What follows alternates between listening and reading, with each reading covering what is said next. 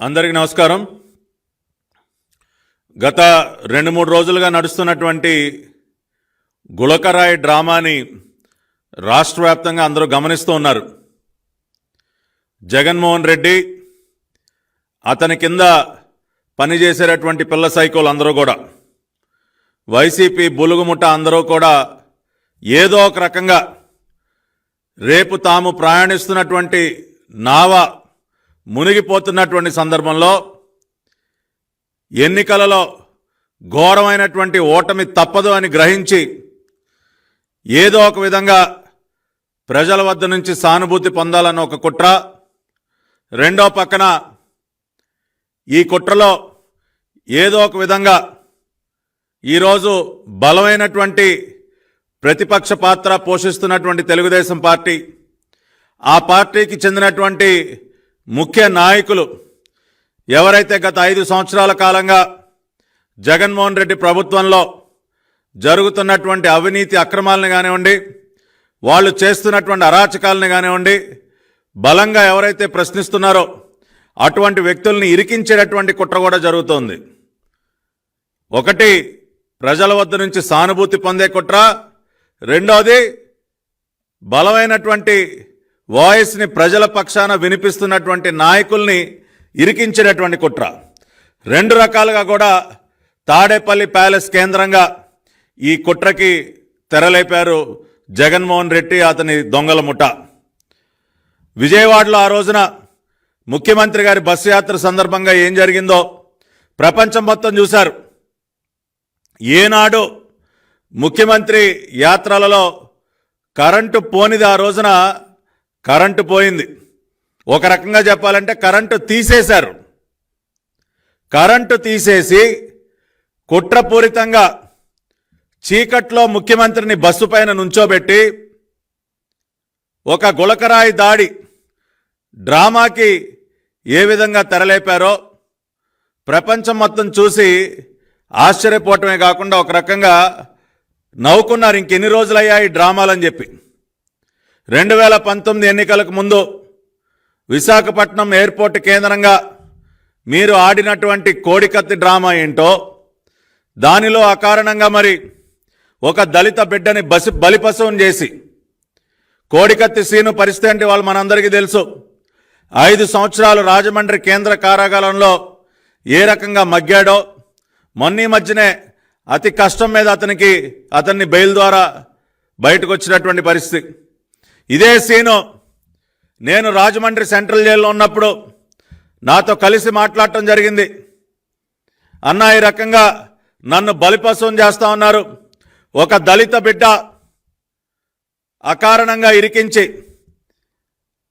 కోడికత్తి డ్రామాలో అతన్ని బలిపశువుని చేసి, కనీసం జగన్మోహన్ రెడ్డి ముఖ్యమంత్రి అయిన తర్వాత కోర్టుకు కూడా హాజరు కాకుండా ఆ కేసులో 5 సంవత్సరాల పాటు కోర్టు నుంచి తప్పించుకొని తిరిగి ఒక దళిత బిడ్డని బలిపశువుని చేశాడు. ఇవాళ అదేవిధంగా ఈ గులకరాయి డ్రామాలో కూడా బీసీ వర్గానికి చెందినటువంటి వారు, బలహీన వర్గాలకు చెందినటువంటి వడ్డెర సామాజిక వర్గానికి చెందినటువంటి యువకుల్ని దాదాపు 10 మందిని వాళ్ళని బలవంతంగా అరెస్టు చేసి తీసుకువెళ్ళి చిత్రహింసలకి గురి చేస్తా ఉన్నారు. ఈ రోజున విజయవాడ సిపి కాంతిరాణా టాటా ఆధ్వర్యంలో బలహీన వర్గానికి చెందినటువంటి 10 మంది వడ్డెర సామాజిక వర్గానికి చెందినటువంటి వారిని అక్రమంగా అరెస్టు చేసి చిత్రహింసలు గురి చేస్తూ ఉన్నారు. అదేవిధంగా ఈ మధ్య కాలంలోనే తెలుగుదేశం పార్టీలో చేరినటువంటి దుర్గారావు అనేటువంటి వడ్డెర సామాజిక వర్గానికి చెందినటువంటి నాయకుడు, అతనిని కూడా అదుపులోకి తీసుకుని అతని పైన కూడా థర్డ్ డిగ్రీ ప్రయోగిస్తున్నట్టు తెలుస్తోంది. ఇదంతా కూడా కేవలం ఈ రోజున మా పార్టీ పాలిట్ బ్యూరో సభ్యులు, మా పార్టీ తరఫున గత 5 సంవత్సరాలుగా మడమ తిప్పకుండా పోరాడుతున్నటువంటి వ్యక్తి బోండా ఉమామహేశ్వరరావుని ఏదో ఒక విధంగా ఈ గులకరాయి డ్రామాకి సంబంధించినటువంటి కుట్రపూరితమైనటువంటి కేసు ఎఫ్ఐఆర్ ఏదైతే నమోదు చేశారో దానిలో బోండా ఉమా గారిని ఇరికించడం కోసం ఈ రోజున విశ్వ ప్రయత్నాలు చేస్తున్నారు. పోలీస్ శాఖలో ఉన్నటువంటి డీజీపీ కానీ, ఇంటెలిజెన్స్ డీజీ సీతారామాంజనేయులు కానీ, విజయవాడ కమిషనర్ కాంతిరాణా టాటా కానీ, వీళ్ళందరూ కూడా గత 2 రోజులుగా ఏదో ఒక రకంగా బోండా ఉమామహేశ్వరరావుని ఈ డ్రామాకి సంబంధించినటువంటి కుట్రపూరితమైనటువంటి ఎఫ్ఐఆర్లో ఇరికించి ఆయనని ఇబ్బంది పెట్టాలన్న ప్రయత్నం జరుగుతోంది.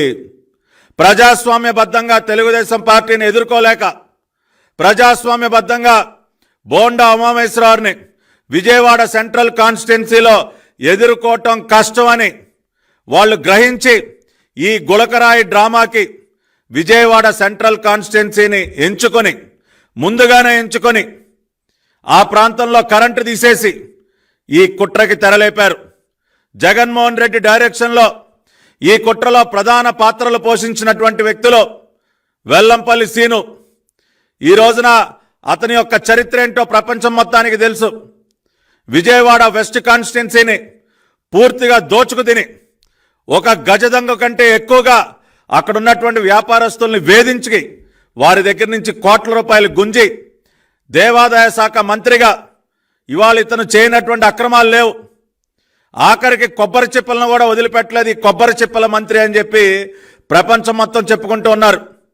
దేవాదాయ శాఖ మంత్రిగా భారీ అవినీతికి పాల్పడి ఆఖరికి స్వామివారికి చెందినటువంటి వెండి వస్తువుల్ని, ఇతర విలువైనటువంటి వస్తువుల్ని మాయం చేసి చివరికి కొబ్బరి చిప్పలను కూడా వదిలిపెట్టకుండా భారీ అవినీతికి పాల్పడినటువంటి వ్యక్తి ఈ అవినీతి తిమింగళం ఊసరవెల్లి వెల్లంపల్లి.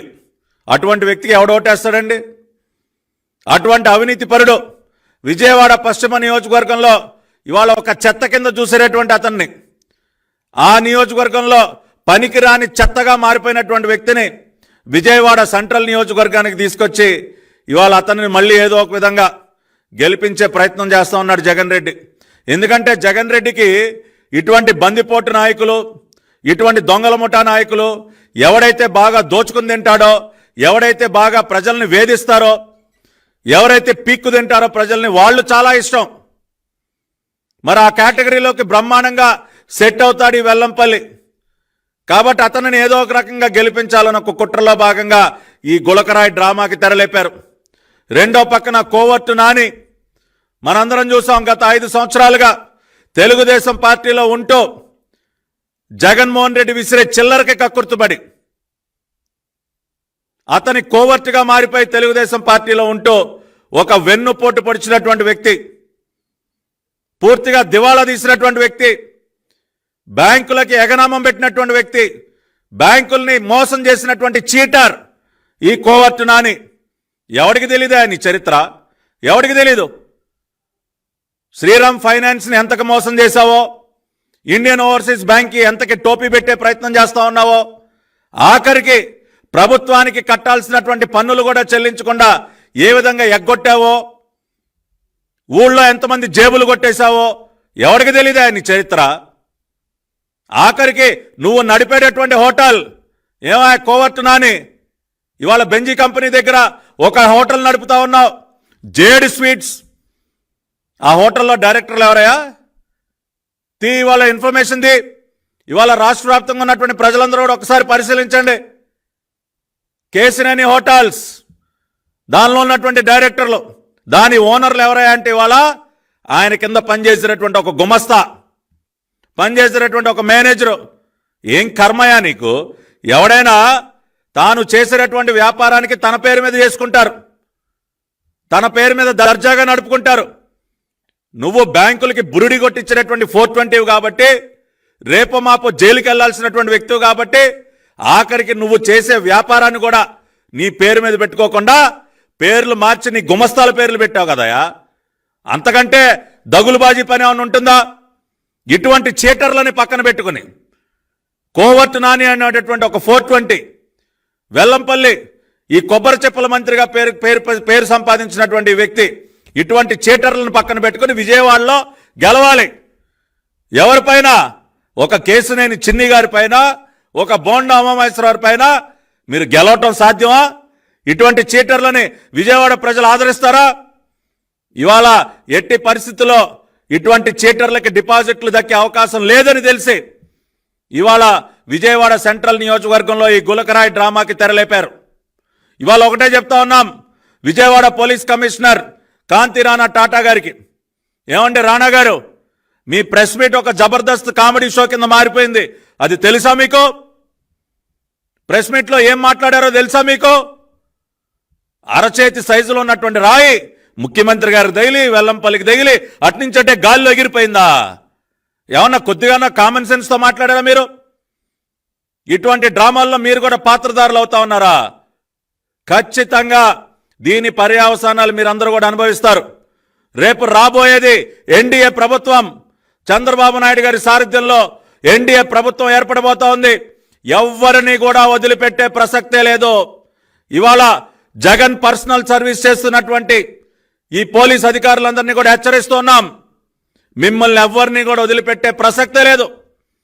ఒక్కసారి పొరుగు రాష్ట్రంలో ఏం జరుగుతుందో ఒకసారి గుర్తు చేసుకోండి. ఆ రోజున అక్కడున్నటువంటి ప్రభుత్వానికి కొమ్ము కాస్తూ, వారి మోచేతి నీళ్లు దాగుతూ, వారు విసిరినటువంటి చిల్లరికి కక్కుర్తిపడి కొంతమంది ఫోన్ ట్యాపింగులకు పాల్పడ్డారు. ఏం జరిగింది ఈ రోజున? ప్రభాకర్ రావు పరిస్థితి ఏంటి? ఈ రోజున అక్కడ ఇంటెలిజెన్స్ చీఫ్గా ఉన్నటువంటి ప్రభాకర్ రావు ఈ రోజున తప్పించుకుని తిరుగుతూ ఉన్నాడు విదేశాల్లో. ఒక దొంగలాగా పారిపోయాడు వాళ్ళ ప్రభాకర్ రావు. ఫోన్ ట్యాపింగ్ కేసులు అడ్డంగా దొరికిపోయి రేపు మీ పరిస్థితి కూడా అదే.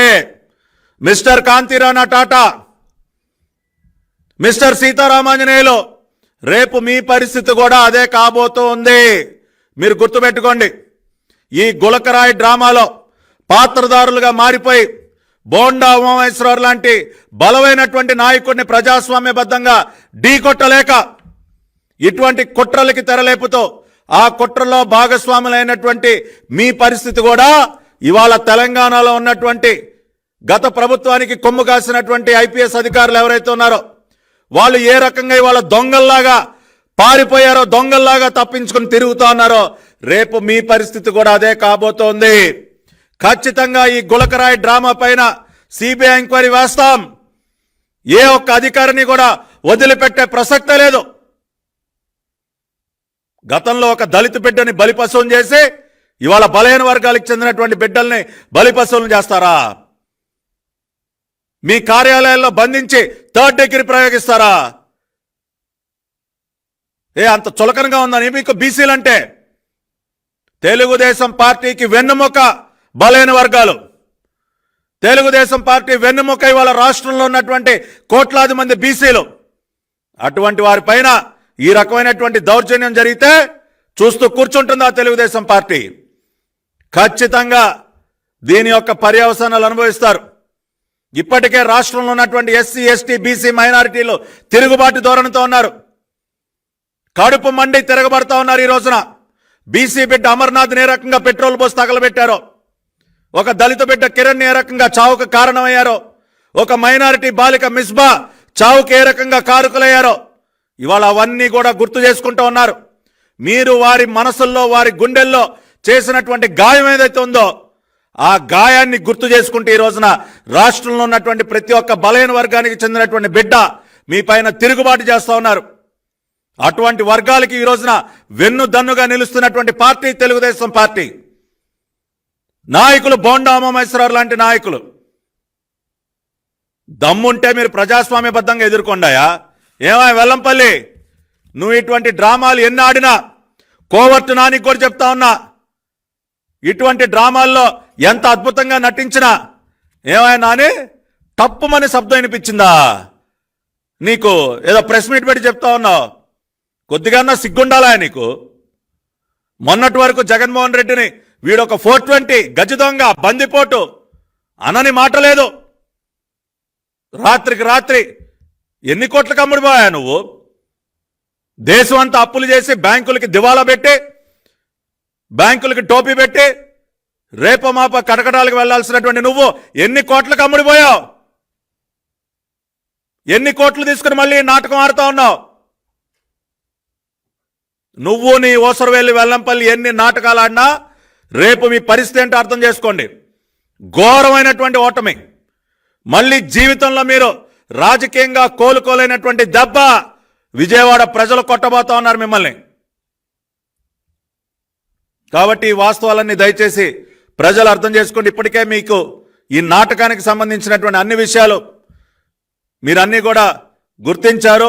ఇది ఒక డ్రామా అని చెప్పి పూర్తిగా నిర్ధారించుకున్నారు. అయినప్పటికీ ఇవాళ 307 సెక్షన్ కేసులు పెట్టి గతంలో ఏ రోజు కూడా చంద్రబాబు నాయుడు గారి పైన అన్ని దాడులు జరిగిన నందిగామలో చంద్రబాబు నాయుడు గారి ముఖ్య భద్రతాధికారి మధు గారికి తీవ్రమైనటువంటి గాయం జరిగి తీవ్ర రక్తస్రావం అయినా 307 లేదు. కానీ ఇవాళ ఈ డ్రామాకు సంబంధించి 307 సెక్షన్తో ఎఫ్ఐఆర్ పెట్టి ఇవాళ బోండా ఉమామహేశ్వరరావుని బలహీన వర్గానికి చెందినటువంటి బిడ్డల్ని ఇరికిస్తా ఉన్నారు. దయచేసి ఈ కుట్రని అర్థం చేసుకోండి. రేపు జరగబోయేటటువంటి ఈ ఎన్నికల సమరంలో బలహీన వర్గాల్ని బలిపశువులను చేస్తూ ఈ రోజున వీళ్ళు ఆడుతున్నటువంటి కుట్రలకి మీరు ధీటైనటువంటి జవాబు రేపు మే 13వ తేదీన ఇవ్వాలని కోరుకుంటూ ఒక్క విషయం చెప్పి ముగిస్తా ఉన్నా. బోండా ఉమామహేశ్వరరావు ఇటువంటి వాటికి భయపడే వ్యక్తి కాదు. ఖచ్చితంగా ప్రజాస్వామ్యబద్ధంగా ప్రజా మద్దతుతో బోండా ఉమామహేశ్వరరావు ఇటువంటి కుట్రలని ఎన్నో కుట్రలని గతంలో ఎదుర్కొన్నారు. ఇప్పుడు కూడా ఖచ్చితంగా వాటిని ఎదుర్కొంటారు. ఎన్ని రకాలుగా మీరు ఆయన ఇరికిచ్చే ప్రయత్నం చేసినా ప్రజా మద్దతుతో రేపు ఆయన విజయవాడ సెంట్రల్ నియోజకవర్గం నుంచి రికార్డు స్థాయి మెజారిటీతో బలహీన వర్గాలే ఆయన్ని పెద్ద ఎత్తున గెలిపించబోతూ ఉన్నాయి. వెల్లంపల్లి గుర్తుపెట్టుకో కోవర్టునాని బెజవాడలో మీకు నిజమైనటువంటి మొగుడు రేపు బోండా ఉమామహేశ్వరరావు. మీ ఇద్దరి సంగతి తేల్చే వ్యక్తి బోండా ఉమామహేశ్వరరావు. కేసినేని చిన్ని గారు బోండా ఉమామహేశ్వరరావు ఇద్దరు కూడా విజయవాడ నగరానికి లెఫ్ట్ అండ్ రైట్గా వెన్ను దన్నుగా ఉండి రేపు ఇటువంటి చీడ పురుగుల్ని విజయవాడ నగరం నుంచి కూడా ఏరివైపోతా ఉన్నారు. ఆ విషయాన్ని కూడా గుర్తుపెట్టుకోవాలని హెచ్చరిస్తూ ఇప్పుడు నా సోదరుడు విజయవాడ తెలుగుదేశం పార్టీ వాణిజ్య విభాగ అధ్యక్షులు డోండి రాకేష్ గారు మాట్లాడతారు. అందరికీ నమస్కారం. ఏదైతే 4 రోజుల కిందట ఒక జగన్నాటకానికి తెరదీశారు ఈ వైసీపీ పేటీఎం బ్యాచ్తో పాటు వైసీపీ నాయకులు, మేము ఆ రోజే చెప్పాం మరొక వ్యక్తిని బలి తీసుకోవటానికే ఈ కుట్ర. ఏదైతే అయాషా మీరా హత్య కేసులో ఎలా అయితే ఒక బలహీన వర్గాల వ్యక్తిని బలి చేశారో అదేవిధంగా ఈరోజు విజయవాడలోని బీసీలోని కొంతమంది వ్యక్తుల్ని బలి చేయబోతున్నారు అని ఆ రోజే చెప్పాం. ఎలక్షన్ కమిషన్ కూడా కంప్లైంట్ ఇచ్చాం. ఈ Vellampalli Srinivas and company phone call records check చేయాలి. కేసినేని నాని, వెల్లంపల్లి శ్రీనివాస్ వీళ్ళిద్దరు కూడా కాల్ రికార్డ్స్ బయట పెట్టాలి. వీళ్ళు 1 టౌన్లోని ఒక రౌడీ షీటర్తో ఈ తతంగం అంతా నడిపించారని 2 రోజుల కిందటే ప్రెస్ మీట్ పెట్టి చెప్పినా పట్టించుకోని పరిస్థితి పోలీసులది. అసలు ఆ రూట్ మ్యాప్ ఏదైతే నిర్దేశించిన రూట్ మ్యాప్ వారం రోజుల కింద ఉన్న రూట్ మ్యాప్ వేరు, ముందు రోజు రూట్ మ్యాప్ సడలించడం జరిగింది. ఎందుకు రూట్ మ్యాప్ మార్చారు? స్థానిక ఎమ్మెల్సీ గారు రూట్ మ్యాప్ మార్చమని చెప్పారని చెప్పి చెప్తా ఉన్నారు. కానీ ఆ రూట్ మ్యాప్ మార్చడానికి గల కారణాలు ఏంటి? అక్కడ ఉన్న కాలనీ వాసులు చాలా క్లియర్గా చెప్తా ఉన్నారు. అక్కడ ఉన్న స్కూల్ దగ్గర ఒక పెద్ద కుటుంబం, ఆ వాచ్మెన్ కుటుంబం ఎవరిని లోపలికి అనుమతించరు. ఏదైనా విఐపి మూమెంట్ ఉంటే బిల్డింగ్ మీద పోలీసులు ఉండాలి. కానీ ఎందుకు లేరు ఆ రోజు ఆ బిల్డింగ్ మీద పోలీసులు? ఆ ప్రాంగణంలోకి ఎందుకు ఎవరిని అలౌ చేయరని చెప్తున్నా కూడా ఎవరో ఉన్నారని ఎందుకు చెప్తా ఉన్నారు? గ్రౌండ్లో కూడా సెక్యూరిటీ సిబ్బంది ఉంటారు, వాచ్మెన్. ఆ గ్రౌండ్కి కూడా ఎవరిని ఎంటర్టైన్ చేయరు. నైట్ పూట పోలీసులే పకడ్బందీగా ఉంటారు. మరి అటువంటిది ఈ విషయాలేవి చెప్పకుండా వీటిని పరిశీలించకుండా ఎంత విచిత్రం అంటే ఎవరో రాయిసినారంట, ఆ రాయి నేరుగా జగన్మోహన్ రెడ్డి గారికి తగిలిందంట. అదే టైంలో అదే స్పీడ్తో మళ్ళీ వెల్లంపల్లి శ్రీనివాస్కి తగిలిందంట. అక్కడి నుంచి రాయి మయమైందంట. వీళ్ళిద్దరి మధ్యలో ఉన్న సెక్యూరిటీ గార్డుకి ఎందుకు తగలలేదు? వీళ్ళిద్దరి మధ్యలో ఉన్న సెక్యూరిటీ గార్డుకి రాయి ఎందుకు తగలలేదు? తగిలిన రాయి ఏమైంది? రాయి తగిలిన 1/2 గంట 20 నిమిషాల నుంచి చంద్రబాబు నాయుడు గారి పేరు మీద ప్లే కార్డులు ఎందుకు పెడుతున్నారు? ముందుగానే వాళ్ళ స్కెచ్ ప్రకారం బోండా ఉమ్మ గారి పేరు ఎందుకు తీస్తున్నారు? ఈ రోజు వరకు మీకు ఏమైనా విజువల్స్ దొరికాయా? దొరికితే ఆ విజువల్స్ బయట ఎందుకు పెట్టలేదు? మేము కాల్ రికార్డ్స్ చెక్ చేయాలని చెప్పాం. ఎందుకు ఆ కాల్ రికార్డ్స్ ఈ రోజు వరకు కూడా మీరు చెక్ చేయలేదు? పోలీసు వారు ఒంటెద్దు పోకడతోనే వెళ్తున్నారు. కేవలం తెలుగుదేశం పార్టీ నాయకుల్ని టార్గెట్గా పెట్టుకొని ఈరోజు వైసీపీలో నాయకులందరూ కూడా పనిచేస్తూ ఉన్నారు. కొన్ని రోజుల కిందట మేము ఆర్యవైశ్య సమావేశం ఏర్పాటు చేసుకొని అందులో పెడితే వెల్లంపల్లి వాళ్ళ వర్గీయులతో చేసిన గొడవ.